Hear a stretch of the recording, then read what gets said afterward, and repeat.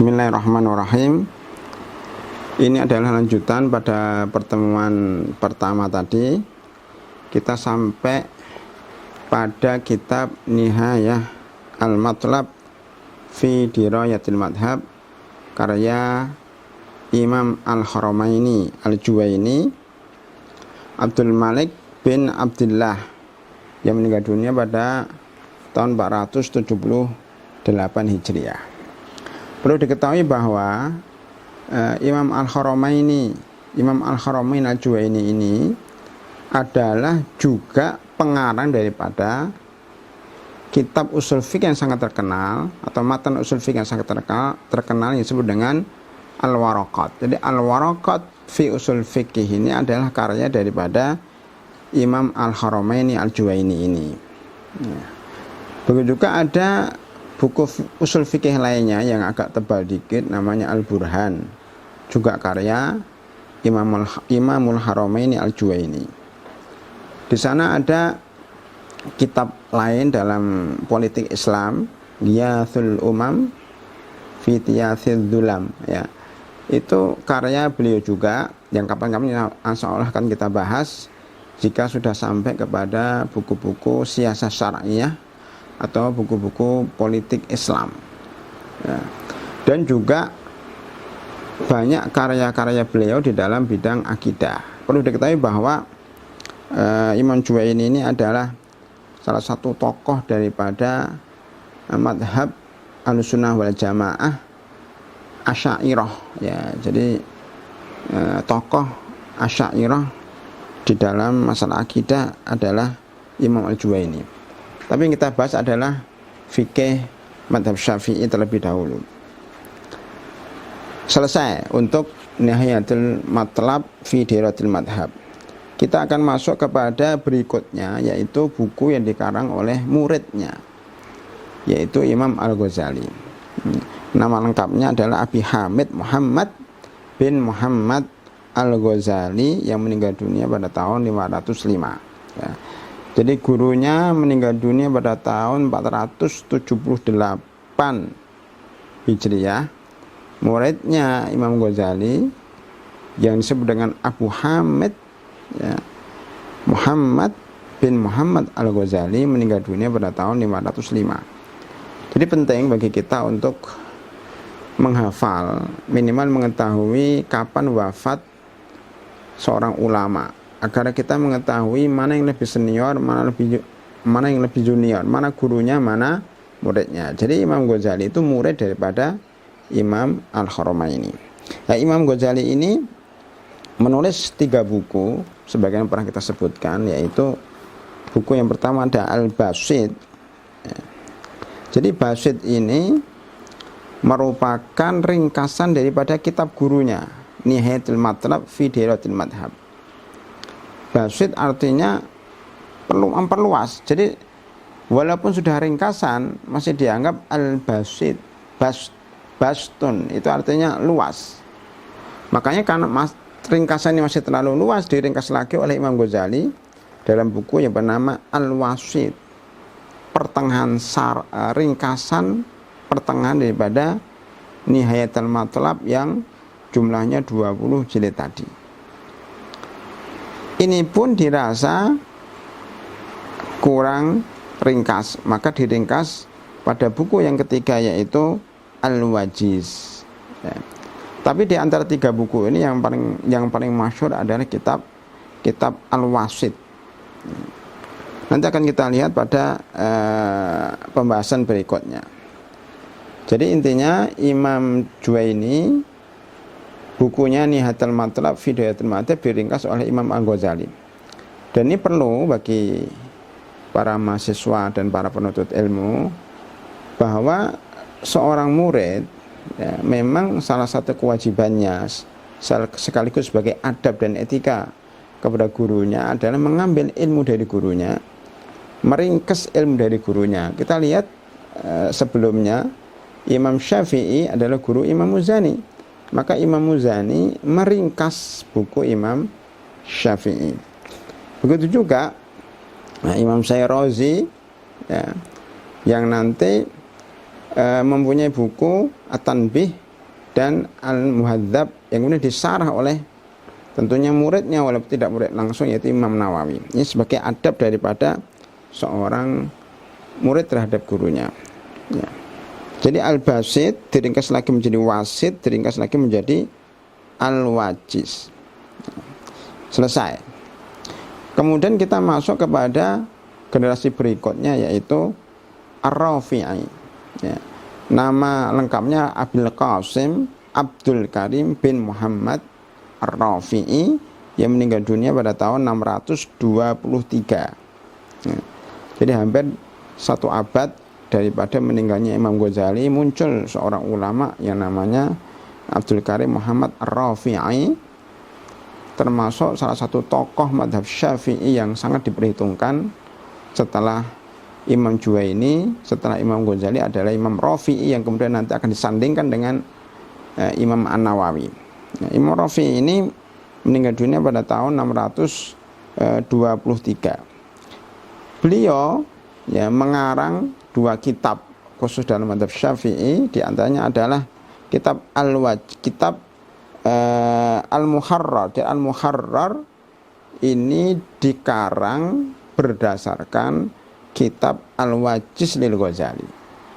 Nampaknya adalah sarah daripada kitab Al-Wajiz lil Ghazali. Kita bahas kemarin bahwa Imam Al-Haramaini mengarang kitab Nihayatul Matlab, diringkas oleh Imam Ghazali yang bernama Al-Wajiz, disarah lagi oleh Imam Ar-Rafi'i dalam kitab Al-Muharrar.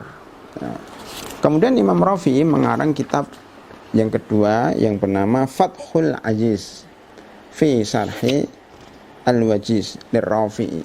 Jadi Imam Rafi'i itu punya dua buku, yang kedua-duanya diambil dari kitab Al-Wajiz atau mensarah kitab Wajiz. Cuman yang Muharrar tadi tidak terus terang bahwa itu adalah sarah daripada kitab Wajiz, tapi mengambil inti-intinya dari kitab Wajiz. Adapun yang terus terang disarah adalah kitab Wajiz ini adalah Fathul Aziz fi Syarhi Al-Wajiz. Baik, itu Imam Rafi'i ya. Kemudian setelah Imam Rafi'i datang Imam An-Nawawi ya, yang nama lengkapnya adalah Abi Zakaria atau Abu Zakaria ya, Muhyiddin Ibnu Syaraf An-Nawawi. An-Nawa adalah salah satu tempat yang ada di daerah Syam, atau lebih tepatnya dekat dengan daerah Palestina, An-Nawa. Jadi An-Nawawi adalah disebutkan kepada daerah tersebut ya. Beliau menulis kitab sangat banyak sekali. Yang paling terkenal dalam madhab Syafi'i namanya Al-Majmu'. Al-Majmu' itu cakupan atau kumpulan. Al-Majmu' Syarhu Al-Muhadzab. Majmu' sebagai sarah daripada Muhadzab Imam Syirazi ya.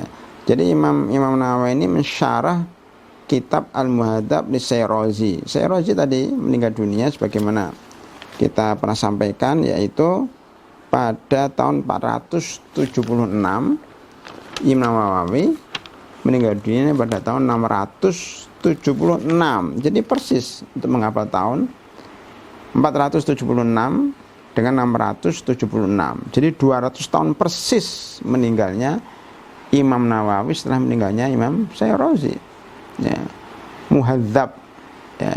Dan nanti sebenarnya saya tambahkan lagi, ini mungkin buku belum diupdate.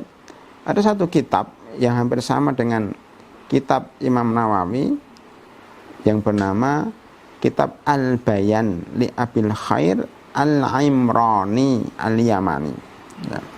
Abul Khair Al-Imrani ini ya jauh lebih senior daripada Imam Nawawi. Beliau pernah mengarang kitab ya Al-Bayan, dan beliau juga punya buku-buku lain ya. Tapi yang jelas Al-Imrani ini dari Yaman. Beliau mensyarah kitab Muhadzab. Bahkan beliau pernah membaca Muhadzab sampai 40 kali. Menghatamkan Muhadzab sampai 40 kali. Setelah mensyarah kitab Muhadzab ini, beliau membacanya lagi maka terbitlah buku Al-Bayan. Bayan ini baru saja diterbitkan beberapa tahun yang lalu, ya, ketika saya di Mesir, ya, pernah mentahqiq salah satu kitab Al-Bayan, bil khusus kitabun nikah.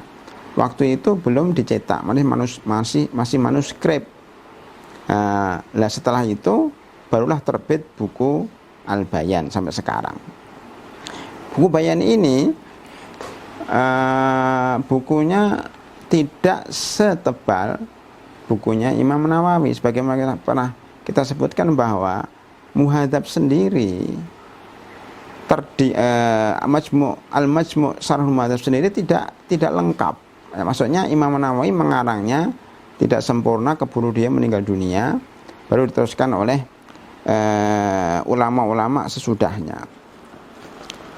Jadi saya lanjutkan dulu. Jadi ada dua tadi, ya, kitab Syarh Muhadzab itu. Pertama, Imam Abil Khair Al-Imrani itu mensyarah kitab Muhadzab dengan nama Al-Bayan. Ringkas, ya, tidak terlalu detail, tapi cukup memahamkan, ya, tidak setebal dan tidak sepanjang Al-Majmu', walaupun jilidannya sampai 9 jilid. Yang kedua adalah kitab Al-Majmu' Imam Nawawi. Ini pun sebagaimana pernah kita terangkan, ya, beliau menulis dalam kitab Majmu' ini seluruh pendapat-pendapat para ulama, ya, dari madzhab, bahkan bukan hanya madzhab Syafi'i. Beliau ketika menulis buku ini menulis dulu matan daripada Muhadzab, kemudian disyarah, ya, secara bahasa. Di sini disebutkan secara bahasa apa makna kata-kata, kosakata yang tidak paham, disyarah secara bahasa. Kemudian sejarahnya bagaimana, kemudian nama-nama para ulama yang disebut di dalamnya juga diterangkan oleh Imam Nawawi, ya. Kemudian takhrij hadis juga, karena Imam Nawawi juga ahli hadis ini, jadi takhrij hadisnya juga disebutkan oleh Imam Nawawi secara panjang lebar. Ada yang sahih, ada yang hasan, ada yang dhaif, ya. Jadi subhanallah, ya. Jadi kitab Majmu' ini memang kitab gabungan antara fikih madzhab al-arba'ah, bukan hanya madzhab arba'ah, juga madhab ulama-ulama terdahulu dari zaman sahabat, zaman tabi'in sampai zaman Imam Nawawi itu disebutkan semuanya madhab-madhab di dalam buku Al-Majmu'. Begitu juga di syarah tentang takhrij al-hadis dan makna-makna kosakata di dalamnya. Jadi cukup luar biasa buku ini, ya. Cuma sayangnya, ya, beliau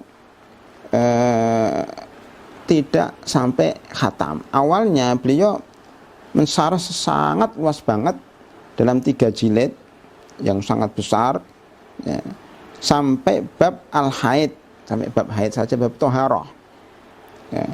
Kemudian habis itu beliau mungkin merasa ini terlalu panjang, terlalu mendetail, maka beliau kurangi, ya. Jadi setelah syarah yang sangat luas itu, beliau mensyarah agak lebih ringkas, ya. Setelah itu beliau meninggal dunia dan diteruskan oleh Imam As-Subki. Nanti kita bahas sendiri. Jadi pembahasan kita bersambung, nanti kita bahas siapa Imam As-Subki. Kemudian beliau juga meninggal dunia, diteruskan oleh Syekh Najib Al-Muti'i.